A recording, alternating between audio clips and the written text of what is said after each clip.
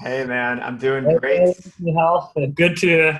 I was just chatting with Nihal actually like a couple of days ago, and he's in Colombia, and he's supposed to be in Toronto, so I was so jealous. I didn't even know. Right on, yeah. But again, that sounds like a great plan to get out of the winter here. But yeah, thanks so much for the insights, Nihal. Much appreciated. And one of the questions was actually for me, from me in the chat. So Oh, I'll nice. follow up after this presentation, talk a little bit more about it. But how are you doing, Derek? Doing great. We're continuing as regular quarantine life. Only one child distraction. My son would be like nagging me right now if I hadn't. He's with my parents for the next 2 days. So just definitely a different thing having meetings and these virtual events and also having to do math and addition and subtraction with a 6-year-old. Absolutely. No, but looking forward to presenting today's session. So I'm sure the audience got great insights from subscription. What's the main thing, Derek, you've got so far? Like the number one trick for a subscription company? What's the best I takeaway? I love that portal by Recharge. The way that they showcased a handful of portals seems like one of the bigger opportunities that most brands overlook. And I bet you can figure out how to make that portal integrate with chat tools, conversation tools to first mitigate customer service inquiries, but then also to have real humans responding in real time. And we definitely, Val and I talked a little bit about phone conversations and how those might actually be profitable to have because you can prove that the phone conversation increases retention. And if that increases retention, you can put a revenue dollar to it, and then you can put a revenue dollar to the people you have to hire. So you can like look at the actual cost of doing it. And I just think everyone says that these types of things don't scale. I think you're going to prove everyone wrong with that right now. And I just think they scale, but they scale off of human resources as opposed to just being purely ad dollar in, customer out, perhaps on kind of scaling. So it's a little bit slower scaling. But Yeah, I'll let you take it away on conversational commerce. it's different than adding a zero to a campaign that's working on Facebook. That's for sure. But let's Yeah. jump right into it, and I'll go with a little twist today, and I'll add a little bit more of subscription description, and maybe we'll toggle across a couple of windows. But yeah, let's take it away on conversational commerce. But before we do, let's just take a quick step back and digest a little bit what we're seeing about the current coronavirus situation. So first of all, Gorgias has access to aggregated data over about 3,000 accounts right now. And what we've seen is that the last 2 weeks have been, Black Friday level sales every day for our merchants. So that's really encouraging to see, like considering the overall situation that Shopify merchants that have inventory that are able to ship and are able to advertise, are seeing very, very positive trends right now. And not only us, so some of our partners such as Recart see the same thing. So really positive sales numbers from their merchants. And why is that? Well, one of the reasons why Shopify merchants that have inventory right now are doing well is because the CPM and the cost of advertising actually decreased. So we, one of our partner, Music, they aggregated data across all of their accounts, and they're the largest Facebook advertiser on the planet.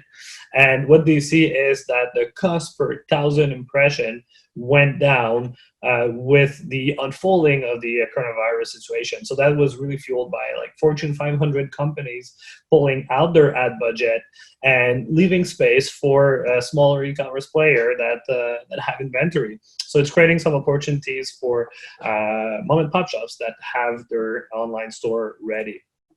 Shopify, same thing, is reporting Black Friday level traffic every single day for the last couple of weeks. There was a post from Shopify's CTO. I'm not sure if he was supposed to post that because there was actually like order levels here as well that were described.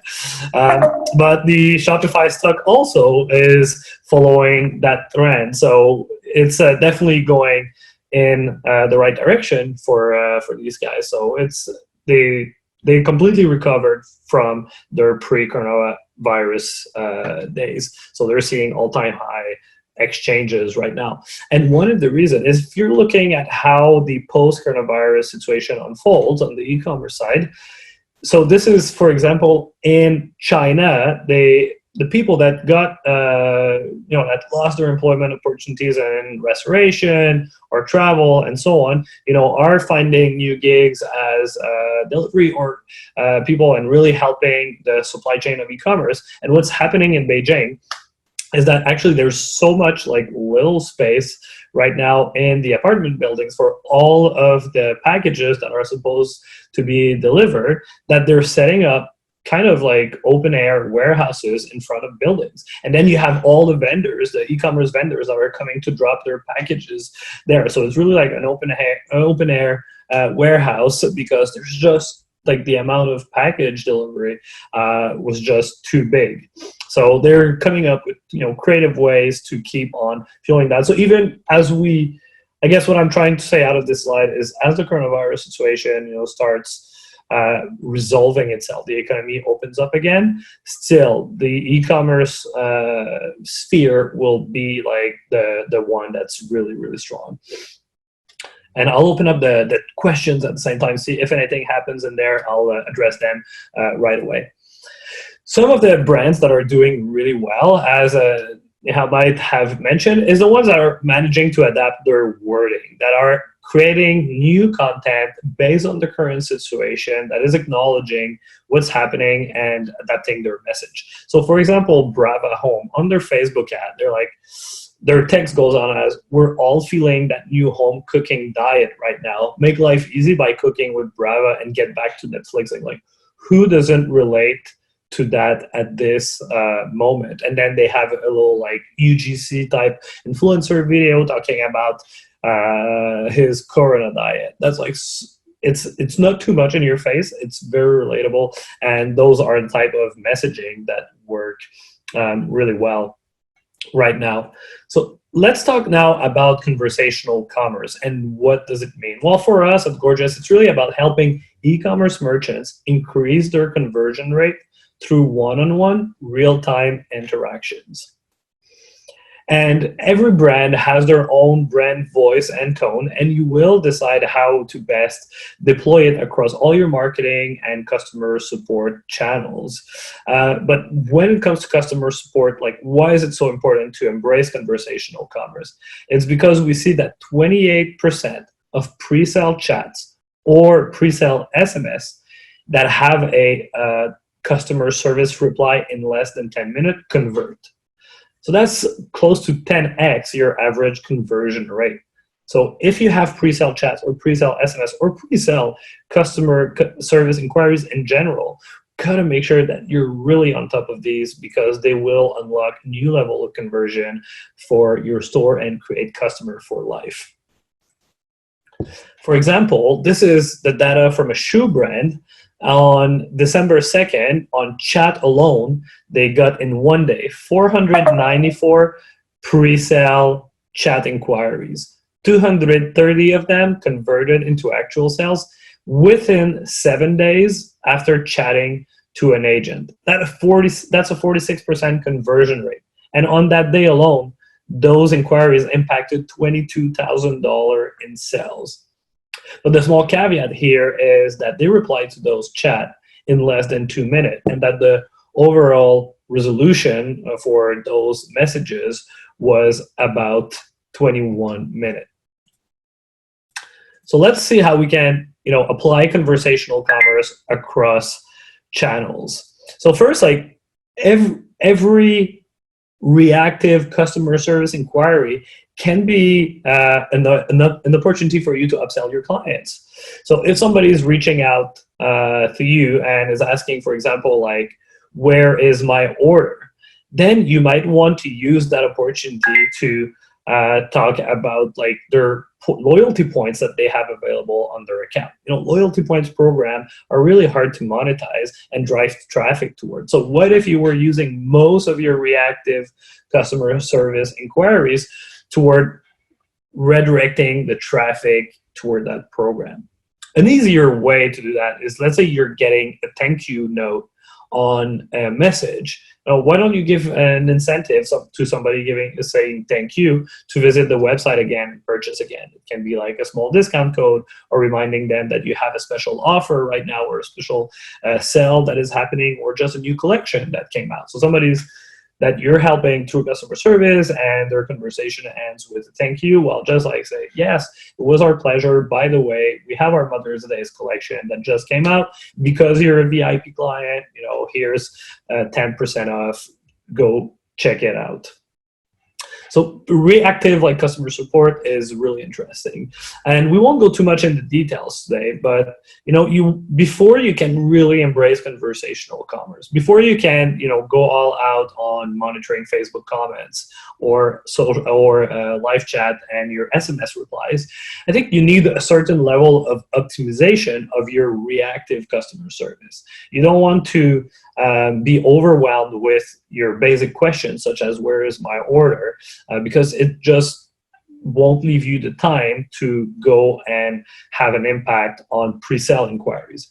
So for example, a quick plug on Gorgias, what you can do is use machine learning, what we call intents, to reply automatically to your tickets saying, where is my order? So what you're looking at right now, it's a ticket is created. Somebody is asking about the shipping status of their order.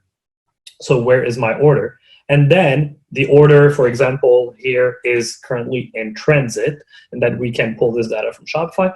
Then you can reply automatically with all of their data, including the order number, where the order is going, the date that it shipped out, the tracking number, and tracking URL. So before you really jump in the heavy conversational commerce, you want to make sure that you have some optimization in place that will remove the burden of managing customer support. And just a quick thing about the subscription part. So yeah, I know we had a presentation from Recharge, but for example, here you see that's a ticket from a Gorgias client, and here you see on the right side there's all of the Recharge data that is available. So you can take actions. You want to take down, Brian? Sure, that sounds good. Let's go at it in a second. We'll keep that for the end if we have a minute. So you can cancel subscriptions directly from here, skip the next subscription, or refund a past transaction directly from your customer service panel without having to change interface. So that saves a lot of time.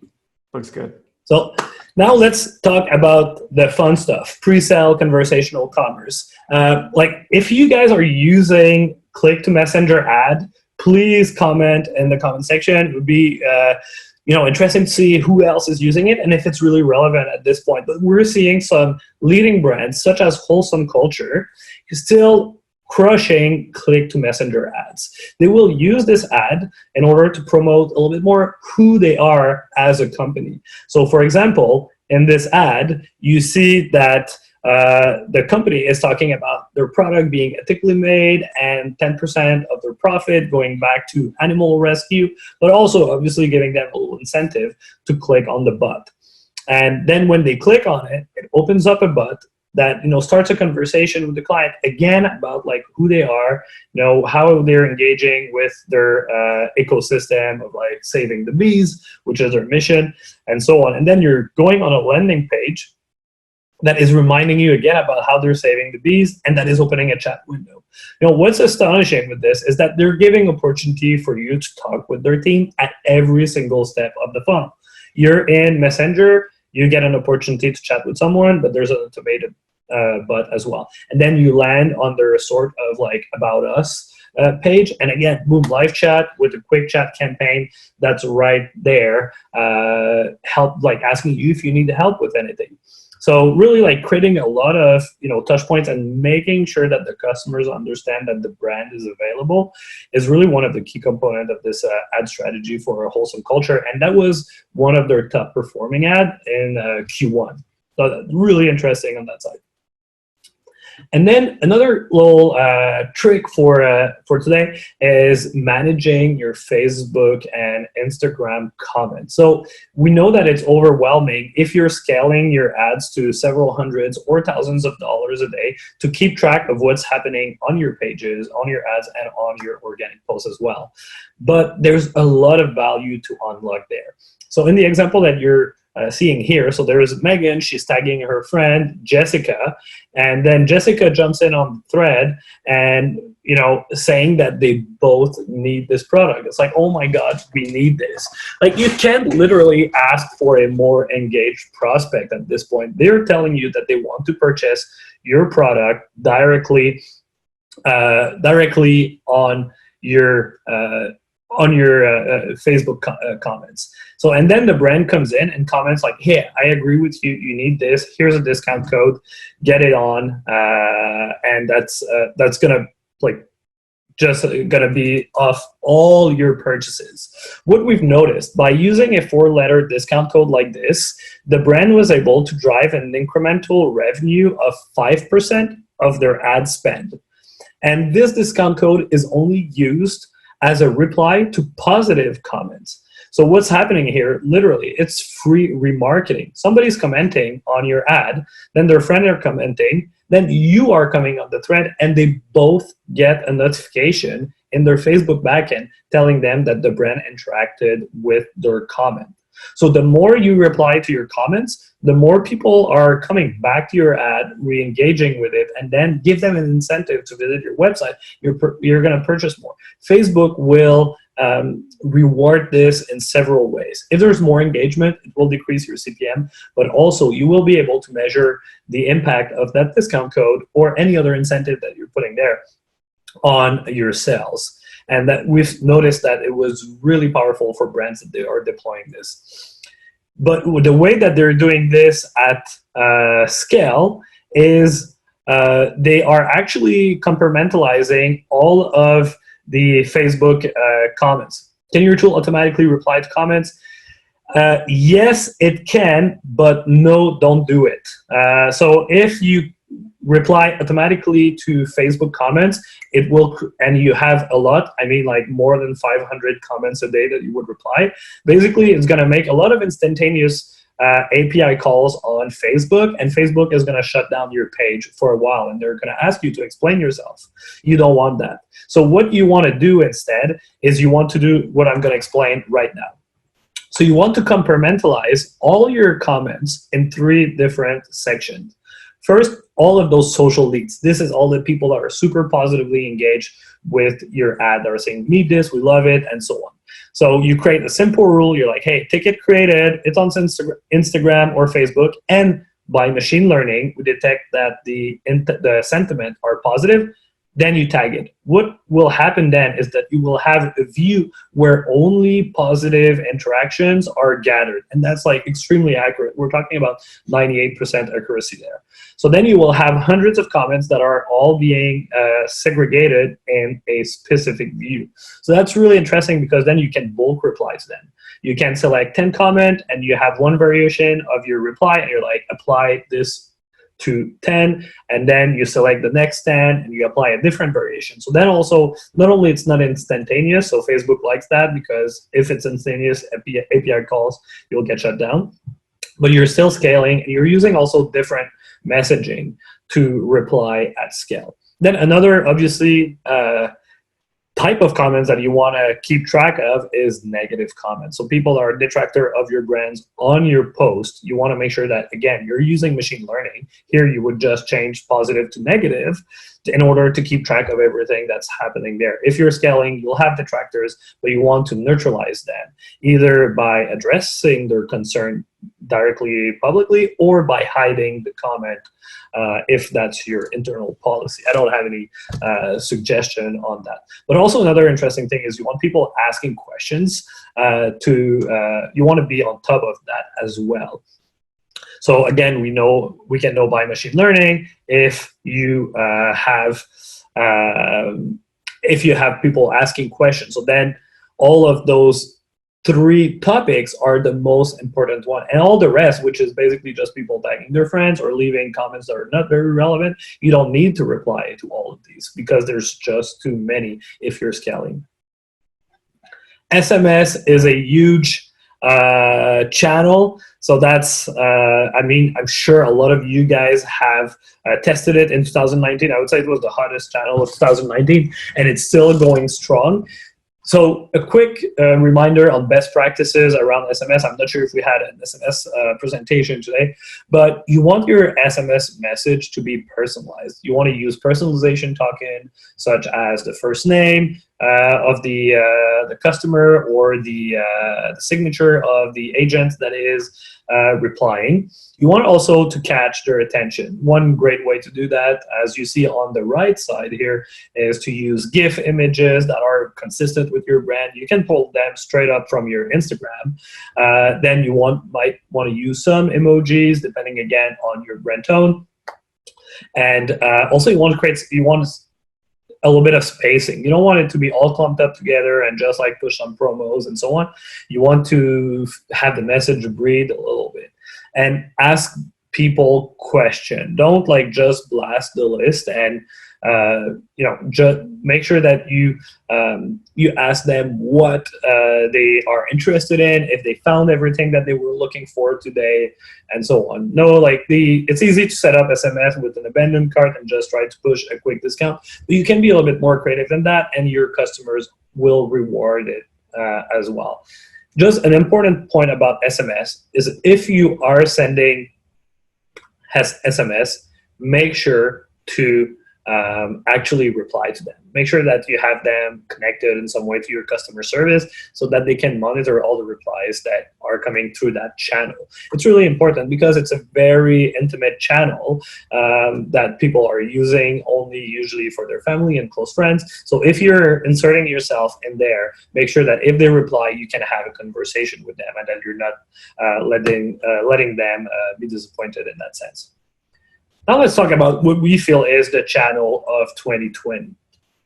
Really, chat campaigns, we feel, is something that is right now blowing up and is creating unprecedented opportunities to increase conversion rate on the website.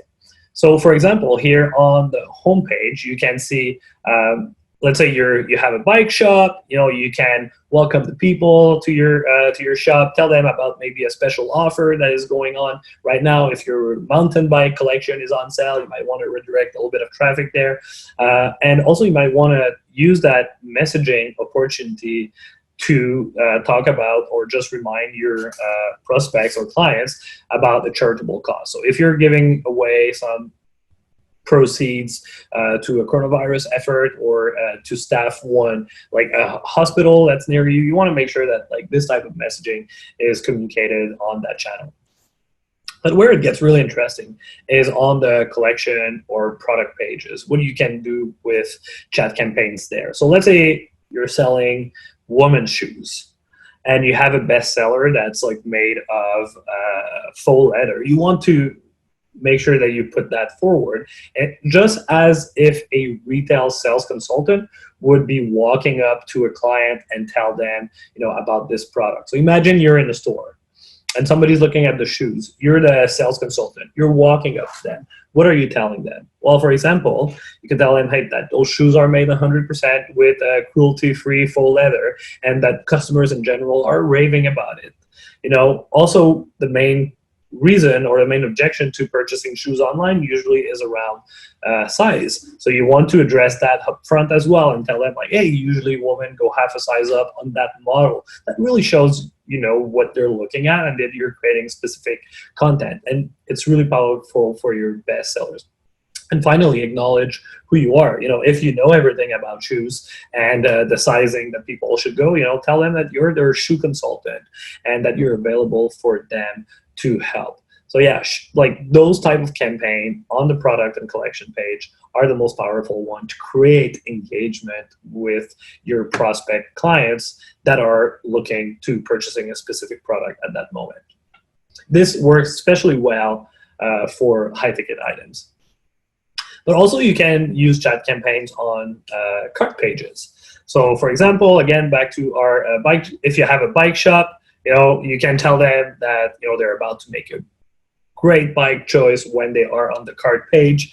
Ask them also like potentially an upsell closer question. If you're replying quickly to your chat, ask them if they found everything that they were looking for today, just like you would in at the register in a normal retail shop. And then they might tell you, no, I was looking for also a helmet with this brand. I didn't find it. Do you have it? And if yes, you can add it to cart for them and have them complete their purchase. But also, if they're staying too long on that page, you might want to add potentially a delayed offer. So if they're spending 15 seconds on the cart page, there's a good chance that they will abandon their cart. Maybe you just want to throw in a final offer in there, just like, hey, by the way, just for you, just today, here's free shipping, use this code on the next page. That can be really helpful as well to have people drop a little bit less their cart. So just as a quick recap, what are the main KPIs of a good conversational commerce effort? Well, first, the conversion rate of your chat campaigns. That's really powerful, and it's easy to track now on Gorgias. You can know how much pre-sale tickets you got, how much converted within the 7-day window, your conversion rate, and so on. But also you can measure the conversion rate and the conversion amounts per agents. So if we go back to our initial concept of automating and optimizing your most frequently asked question, such as where is my order, then your agents will have more time to work on pre-sale inquiries that are a little bit more complex from your clients. And then you can incentivize them to close more sales. You can do a little internal competition. Like if you close more than $500 of sales this week, I'll give you $20 extra to your pay or something like that. Make it fun, but you can reward your agent for closing more pre-sale inquiries. We also talked about the discounts, the amount of time that discounts are used on social, and put that number versus your ad spend. And you'll see, if you're looking at a comparable period, you'll see a boost, a small boost in ROAS there because of that.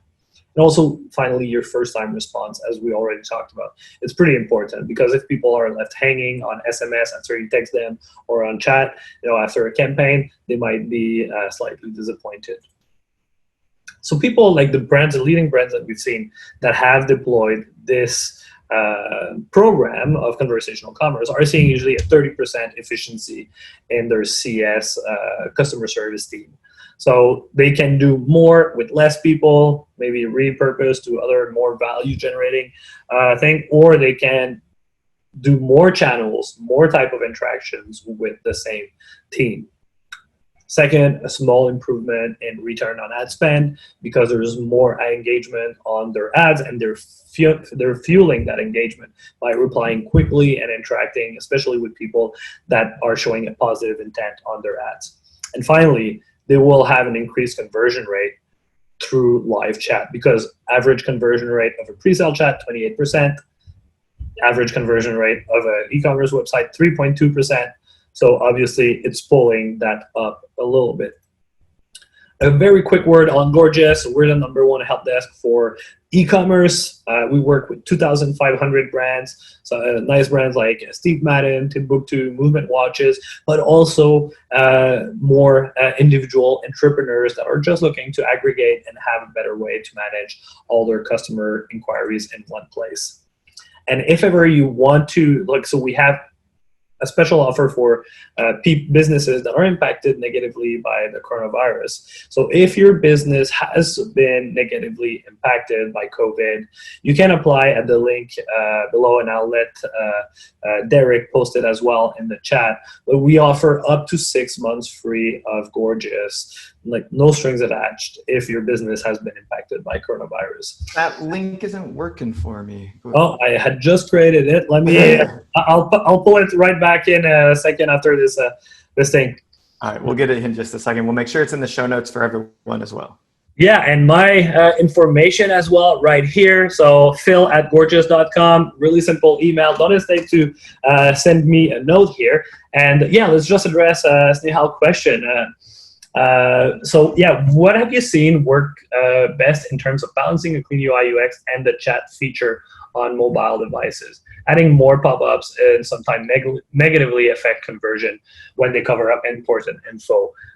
Yeah, I agree, 100%. So you want to keep your message to only a few key points that are directly related to what people see on that page. So you don't want to have a blanket statement. It's like, how are you doing today? Like, I'm here to help you. Like, if they're looking at a specific product, you want to create a message that is specific to that. And then, so that's for the chat campaigns. And then for the chat features, like if you're meaning just like the total windows, like make sure that the chat widget that you choose like has a very clear way to close it. And first of all, it doesn't take the whole window. There should be at least little trims of the website behind so that people know that they're still on the same frame. You don't want to give them the impression that they changed page and that they're on a different website, like so that they don't press back. You want them to make it very obvious that they can just click the small X there and that will shrink back down. If the chat widget that you're using is taking the whole frame, then they feel like they left the chat, they left your website, and they might press like back instead of X, and then they might bounce because of that. So completely agree with you. Yeah, and there's some interesting, I think there's some changes that'll happen from a technology standpoint as far as how chat is incorporated in the mobile web, but we'll have to save that conversation for another day. Phil, thanks so much for the presentation. And if anybody here is looking to increase their customer service efficiency, I highly recommend you reach out to Phil and check out Gorgias at spelt in the very specific way, GORGIAS.com.